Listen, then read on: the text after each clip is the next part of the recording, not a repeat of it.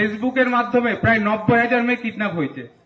ফেসবুককে use করেই 90,000 মেয়েকে kidnap করা হয়েছে। তো যেসব মেয়ে বা ছেলেরা আছে তাদেরকে বলবো, বাইরে থেকে কোনো অজানা কেউ যদি ফ্রেন্ড রিকোয়েস্ট পাঠায়, কেউ কোনো রকম ভাবে সেটাকে একসেপ্ট করবে না। আর আরেকটা নতুন দেখা দিচ্ছে, আমাদের থানায় এসেছিল ক্লাস 6-এ পড়ে একটা মেয়ে, 12 বছর না 13 বছর বয়স, ক্লাস 6-এ পড়ে। মেয়েটার মায়ের মোবাইলে ইনস্টাগ্রাম করে। ইনস্টাগ্রাম শুনেছেন, বাচ্চারা ছোটরা করে, বড়রা অনেকে শোনেনি, ইনস্টাগ্রাম করে। মেয়েটাকে একটা অ্যাকাউন্ট থেকে ফ্রেন্ড রিকোয়েস্ট এসছে, নাম বান্ধবীর নাম করে একটা রিকোয়েস্ট এসছে, বন্ধু এসছে। এবার সেটাকে কি করেছে, একসেপ্ট করেছে, যে আমার বান্ধবী তো আমাকে ফ্রেন্ড রিকোয়েস্ট পাঠিয়েছে, আমি এটা একসেপ্ট করি। দিয়ে বান্ধবীর সাথে কথা বলছে, দিয়ে কিছুক্ষণ পর ভিডিও কল করেছে। তো মেয়েটা ভিডিও কল ধরেছে, যে বান্ধবী আমাকে ভিডিও কল করছে, আমি ভিডিও কলটা ধরি।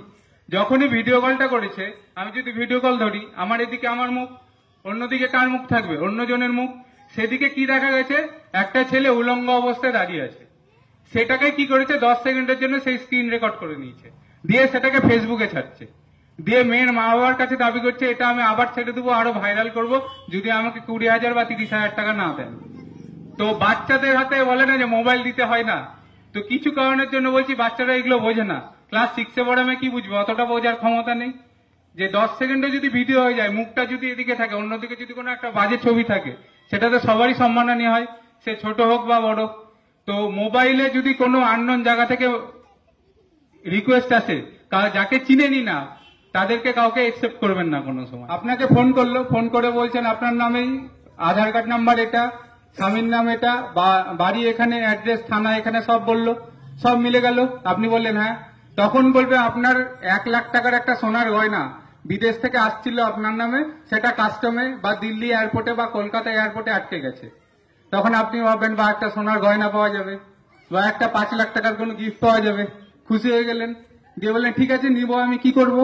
বলবে যে কাস্টমে আটকে গেছে, কাস্টমার টাকা চাইছে, 10,000 টাকা বা 15,000 বা 20,000 টাকা চাইছে।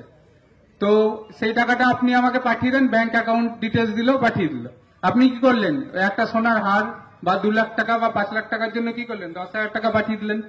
আবার কিছুক্ষণ পরে ফোন করে বলবে রাস্তায় আসছিল, ট্রাফিকে আটকেছে, রাস্তায় আসছিল, সিআইডি আটকেছে, এরকম চলতেই থাকবে। এরকম করে করে রানীনগরের একজন মহিলা টোটাল লোন করে, বন্ধন থেকে লোন করে, বিভিন্ন জায়গা থেকে লোন করে টোটাল 7 লাখ টাকা দিয়েছেন। ঠিক আছে, 7 লাখ, 7 লাখ, 7 লাখ টাকা দেওয়ার পরে আবার চাইছে 1 লাখ টাকা, যে আপনার বাড়ির কাছে আছে, রাস্তায় আটকে গেছে, এবার আপনি এই টাকাটা দিন, আপনার বাড়িতে পৌঁছে যাবে। তারপরে মহিলা আর বাড়িতে গয়না পৌঁছানি, মহিলা কোথায় গেছে, আমাদের বহরমপুর সাইবার থানায় গেছে। তো যখনই কোনো সাইবার প্রতারণা হবে, একটা নাম্বার অবশ্যই মনে রাখবেন, যেটা এখানে লেখা আছে দেখুন, 1930, 1930। কি নাম্বারটা বললাম, 1930। এই নাম্বারটা সকলে মনে রাখবেন, 1930। যখনই দেখবেন আপনি কোনো সাইবার প্রতারণার হাতে পা পড়েছেন, তখনই কি করবেন, 1930 নাম্বারে ফোন করবেন, আর লোকাল থানায় যাবেন, একটা জিডি করবে, বা লোকাল থানা আপনাকে বলে দিবে কি কাজ করতে হবে।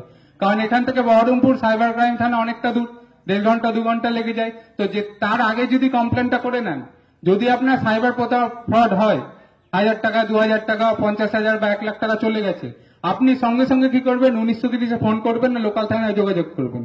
কারণ যত তাড়াতাড়ি, 1 ঘন্টার মধ্যে কমপ্লেন করতে পারলে আপনার টাকা আটকে থাকবে।